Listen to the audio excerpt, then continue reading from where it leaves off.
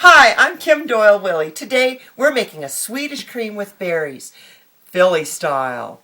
Now, I learned how to make Swedish cream years ago. I had to figure it out one time after staying at a lodge called the Scandinavian Lodge up in Steamboat Springs. I used to be a cross-country ski coach for 15 years for the city of Aspen, and we would go to different ski races every week. And the Scandinavian Lodge is this great place up in the Rockies. It has soccer fields all around it and cross-country skiing, and in the summer they do pottery camps and all kinds of things. I don't actually think they're there anymore, but I figured out how to make their Swedish cream. So I've been making it for years, but I decided to switch it up a little, and we're going to put Kraft Philadelphia regular cream cheese in this dish.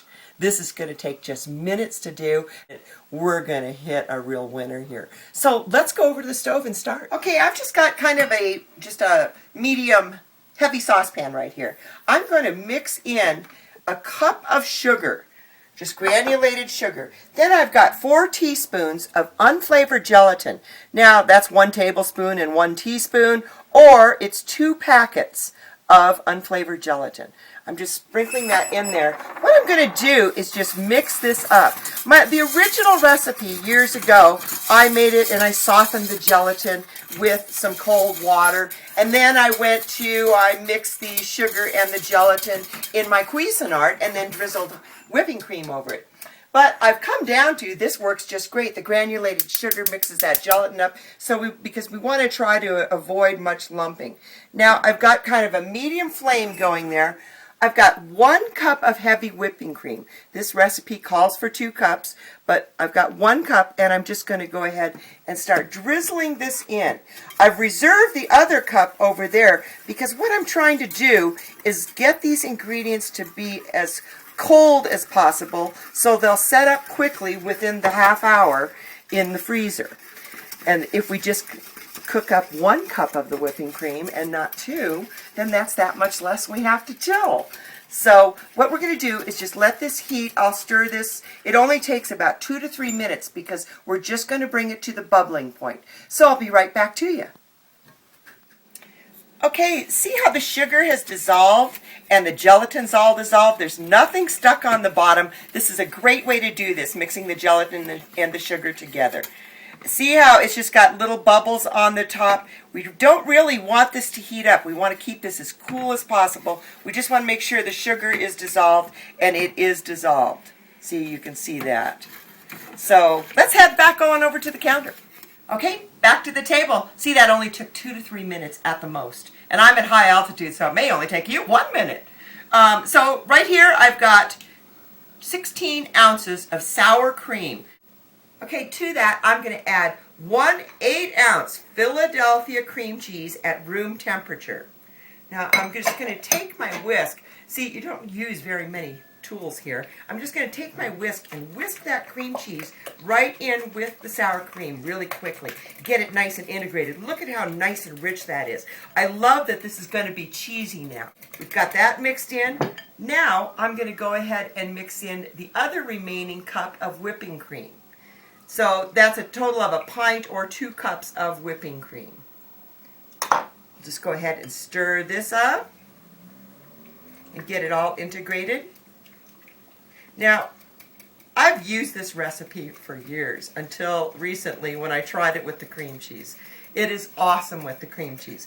But I've used this recipe for ski races, for benefits and fundraisers for the ski team, for all kinds of events actually. I've done it. It's really great with Mexican food because you've got this nice creamy goodness in this bowl and it sets up beautifully. And then when you put the berries on it and the little mint, it's awesome.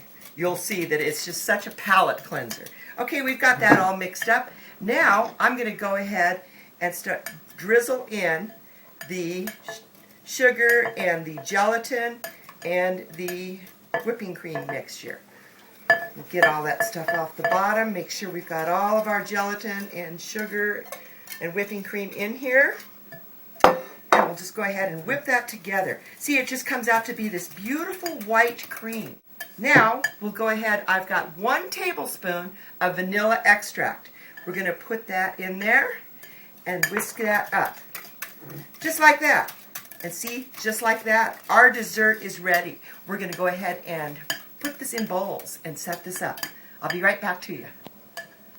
Okay, we're going to just go ahead and pour these up. Now you may note that I've got some 8-ounce squat plastic cups, and I've also got some glass bowls. That's because I'm going to set up 2 different parties, so because I can play horseshoes out at my pits out in my yard. And these will go great, and nothing will get broken out in my yard. Then, when I come inside, I'm going over to a friend's house right now, and we're going to eat, and we can have these in the glass bowls.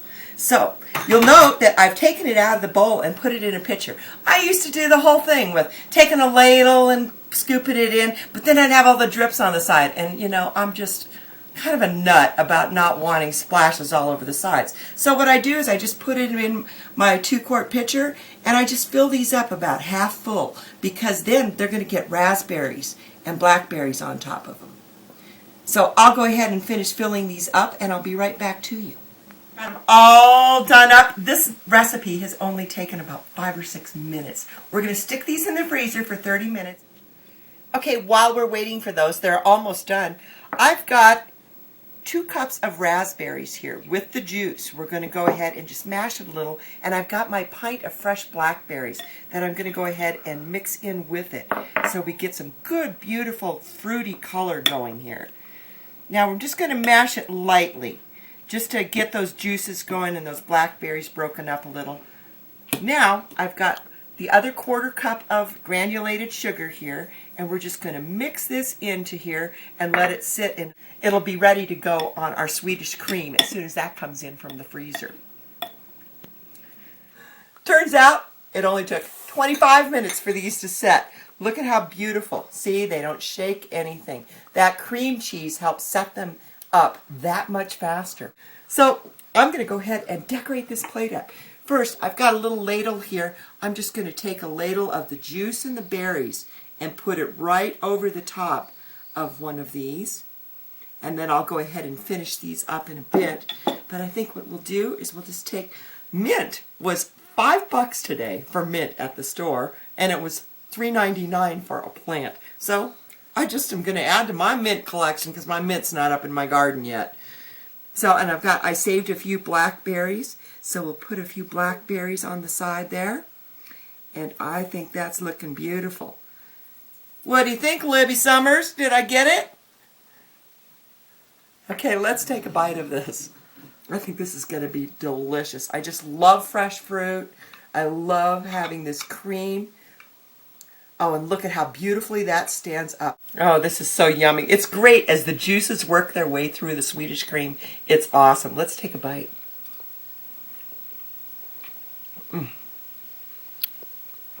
Kraft Philadelphia. Regular cream cheese. I'm in love with you. This makes this so good. This is a great way to update an old recipe. This is just awesome, you guys. It's made it just so rich and creamy. And you can taste that little bit of Philadelphia cheese in there that makes it just that much better. Now, I just want to ask you guys, please, to spread a little love to the hungry. Please, if you can't feed 100 people, just feed one. Thanks, and see you next week.